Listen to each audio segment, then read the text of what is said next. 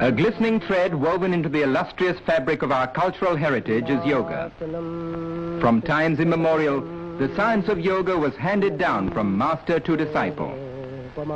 Yoga in the broadest sense is the science and art of higher life. It is the disciplining of all our powers, physical, mental, moral and spiritual, with a view to a richer and fuller life.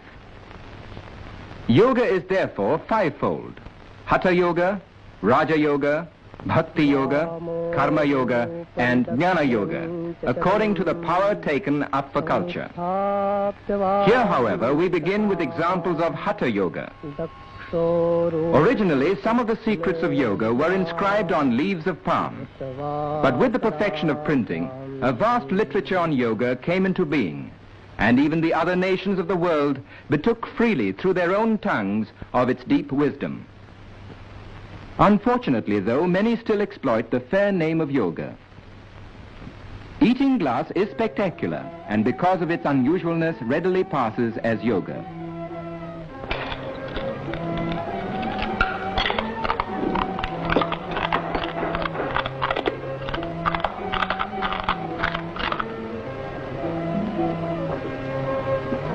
Any audience will watch such a feat in wide-eyed wonder, and more so when the performer follows it with undiluted nitric acid.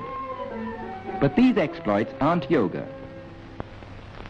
Ah, here's a Swami who is always ready to serve suffering humanity. The secret lies in the talisman. Such earnest meditation means time, and time means money in any language, more so in this Swami's.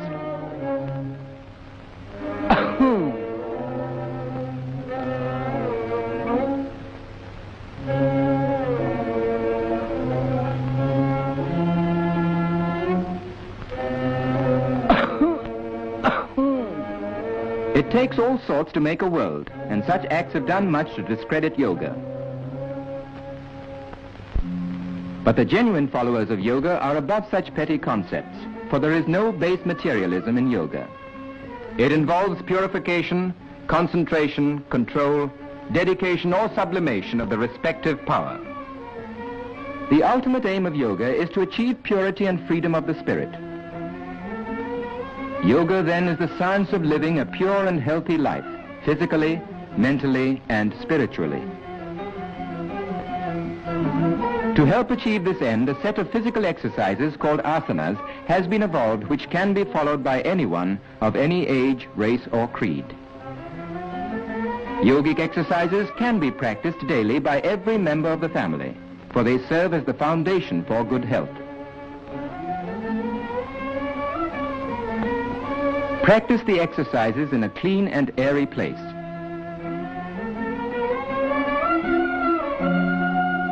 It's never too young to learn or to benefit from yoga.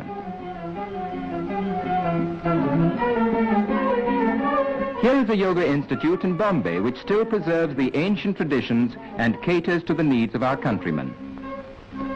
For the cure of specific ailments, one should seek guidance from an expert who will first carry out a detailed medical examination. Yogic asanas are divided into two principal groups, meditative and cultural.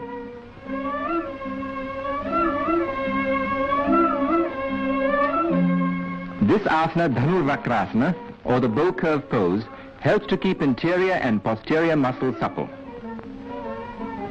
The average man uses only 1/3 of his lung capacity.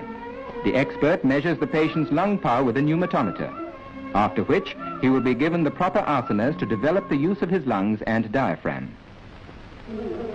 Without the guiding hand of an expert, a knowledge of yogic exercises can be obtained from a book.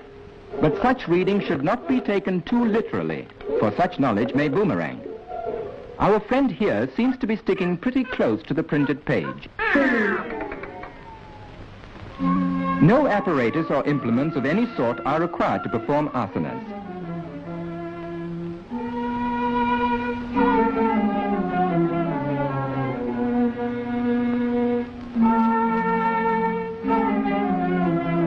Unlike physical culture in the Western style, the accent on asanas is not to develop muscles for the sake of muscles alone.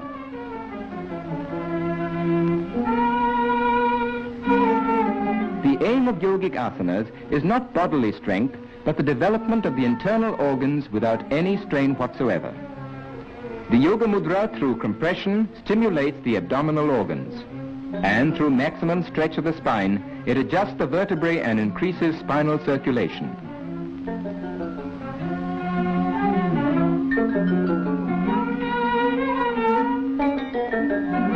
For promoting elasticity of the body, there is no better exercise than Paschimotthana, the posterior stretching pose.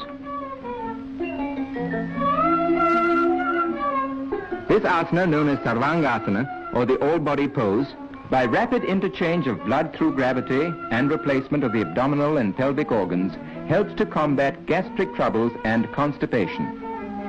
The novice can learn to adopt this position by degrees. If travel broadens one, this man must have been around the world. But the right asanas will take a lot off his mind and other places.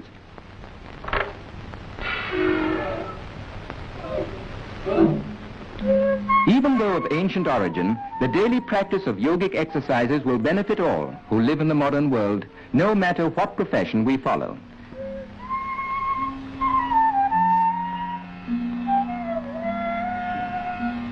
Our friend is still wrapped up in his book and in his asana.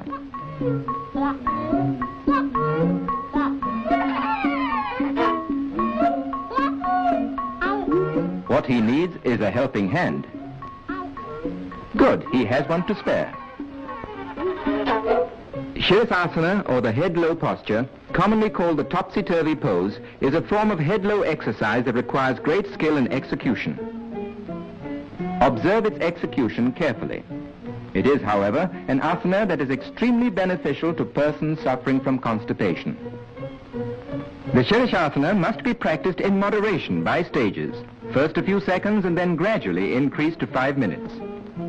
It improves the general circulation, especially in the head, and relieves pressure on the distended or compressed internal organs. It is good for the brain and improves the memory. It is also supposed to prevent gray hair. The beneficial effects of yoga are also enjoyed by our women. Here's the Bhujangasana, or the famous cobra pose, specially suitable for women in the exercising of the spine and abdomen and for toning up the pelvic muscles. Viparita Karni, or reverse process, tones up the pelvic organs.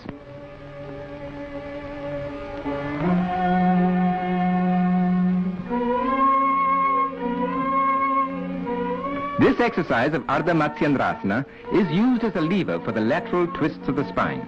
It stimulates brain activity. Such is the success of yoga in the West that a famous ballet school in Europe has adopted many of the asanas as a part of its curriculum.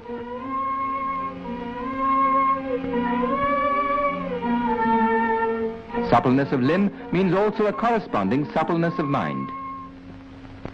Well, this is what comes of sticking too closely to the printed page. In other words, he's stuck. Ladies and gentlemen, the solution to this crossword, sorry, cross-leg, will appear in tomorrow's paper.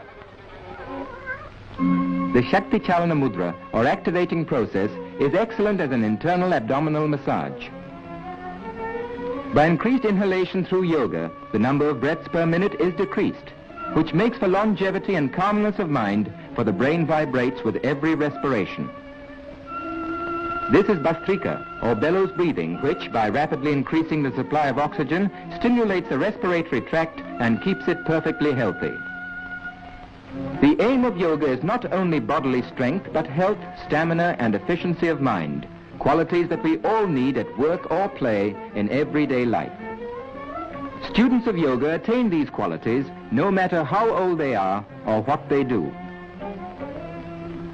With physical and mental good health thus acquired, man can, with further training in yoga, attain the sublimity and freedom of his soul. And when he finally becomes one with the infinite, he enters the realm of eternal peace, which is and always will be the supreme aim of man.